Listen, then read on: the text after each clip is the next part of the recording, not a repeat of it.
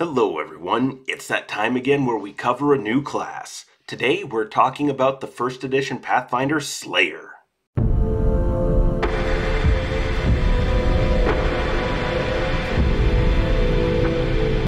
Hello everyone, and welcome back down here to the Gamer's Den with me, your host, Jordan, your Master of Lore and Storyteller Extraordinaire. Joining me is my most adorable co-host, Nora, Journeyman Storyteller, and newly initiated into the 9th Circle of Lore. Today we are going to talk about the 1st edition Pathfinder Slayer by popular request, the most voted class that we had, and overall this has just been really fun to start digging into. I've had 1 or 2 players pick up the Slayer class, but man, just what you can do with this is absolutely incredible. It's a very, very customizable class, much like some of the others we've covered so far, such as the Summoner.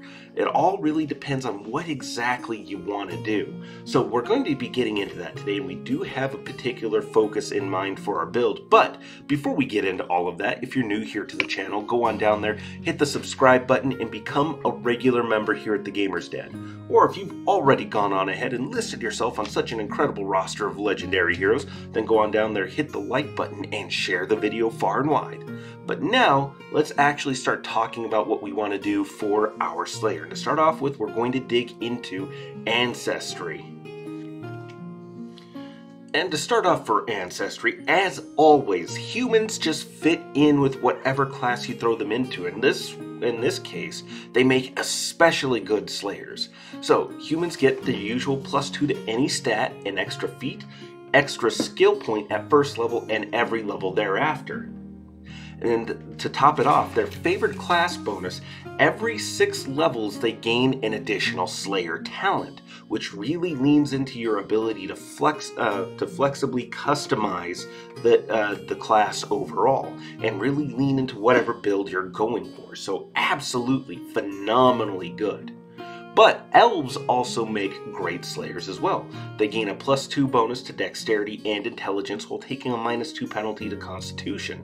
Now, that -2 penalty to con does hurt a little bit, but the bonuses to dexterity and intelligence help a great deal.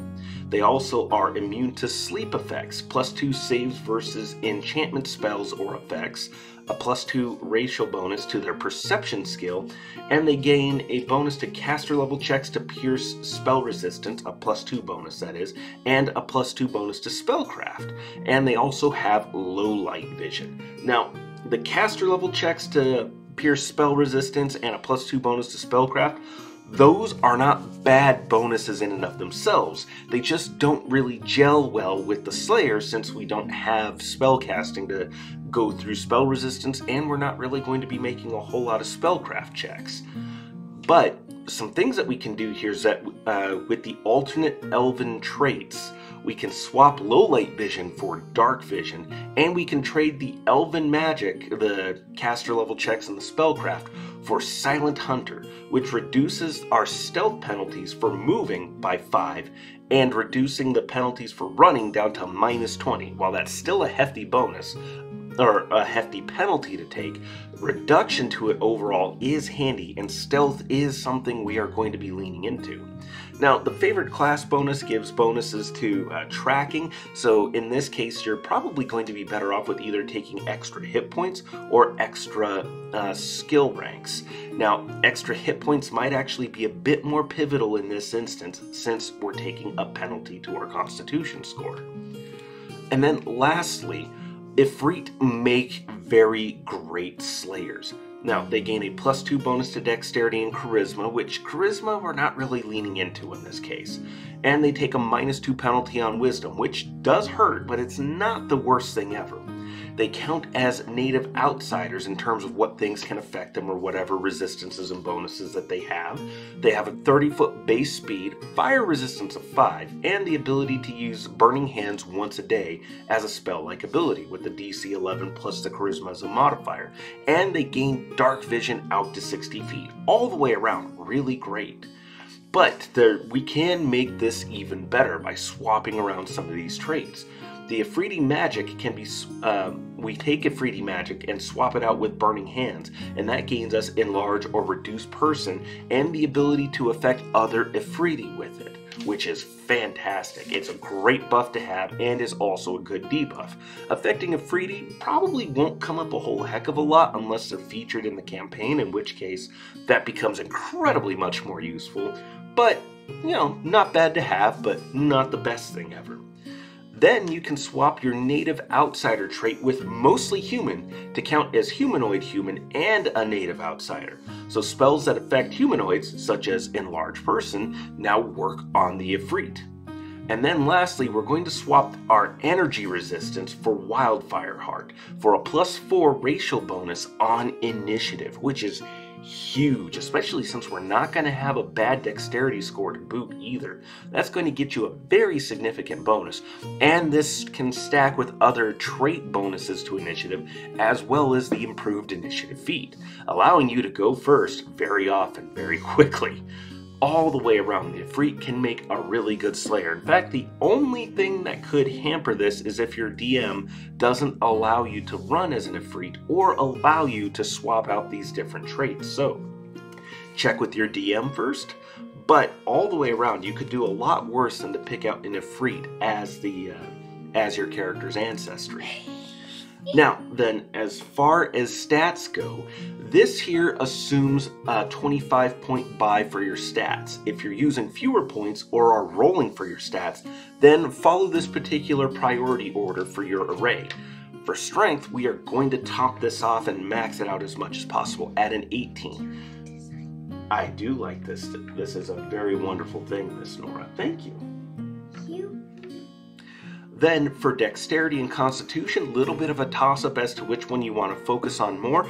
I went with dexterity in this instance because, well, again, dexterity is just the prime stat. That's your ranged attacks, your initiative, your armor class, flat-footed and touch, reflex saves, and several of your skills. Constitution we're putting in at a 13. Now, you'll notice here that I have listed an alternate setup here. Going 16 strength, 16 dexterity, and 14 constitution. That's a little bit more of a better spread all the way around there, and something that you can afford to do without really negatively impacting the route we're going to go for combat. In fact, you could argue that this may actually be a little bit better. But then for our 3 mental stats, we have an intelligence of 12, wisdom of 10, and a charisma of 8. Charisma is getting dumpstered here, but not very hard. And intelligence we took because this does give us some bonuses on certain Slayer abilities later on. But you can easily swap this with wisdom and get a boost to your wisdom or your will saving throw, because will saves are where the Slayer is weak as far as their saving throws go. So there wouldn't be a whole lot of harm in boosting that. It will just end up being what you feel is going to work out better for you in the long run. And now lastly, we have our traits.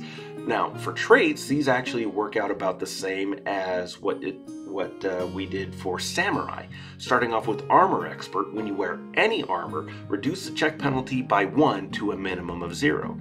Now, given that the heaviest we're going to be wearing is medium armor, this still works out pretty well for us because even some of the best medium armor still has at least a check penalty of 1. We're getting that reduced to 0 is going to be helpful. But then we also have the reactionary trait, which gives you a +2 trait bonus to your initiative score. And for everything I mentioned earlier with the Ifrit, that stacks with a lot of different sources very well. And then lastly, we have Indomitable Faith, a +1 bonus to will saves. All the way around, great choices to have here. That will help to boost your will saving throws all the way. One second, folks. We seem to be getting joined here by my other most adorable storyteller, Atticus. Apprentice storyteller and initiate to the 3rd circle of lore. Looks like he found some interesting little wax flower designs all the way around. Pretty cool. So these are the traits, the stats, and the different bits of ancestry that you want to go with when playing with, when setting up your Slayer. Any class that gives a bonus, any race or ancestry that gives a bonus to strength, dexterity, or constitution is going to work out pretty well overall, especially since this is a class that's meant to be getting into the fight. But what do you think? go on down to the comments below and let me know your thoughts. Did you like today's video? Did you dislike it? Go on down to let me know your thoughts one way or the other, and we'll engage in discussion down below. And remember, if you're new here to the channel, go on down there, hit the subscribe button, and become a regular member at the Gamer's Den. With all that said, I've been your host, Jordan, your Master of Lore and Storyteller Extraordinaire. Thank you all so very much for your time, and you all have yourselves a good night.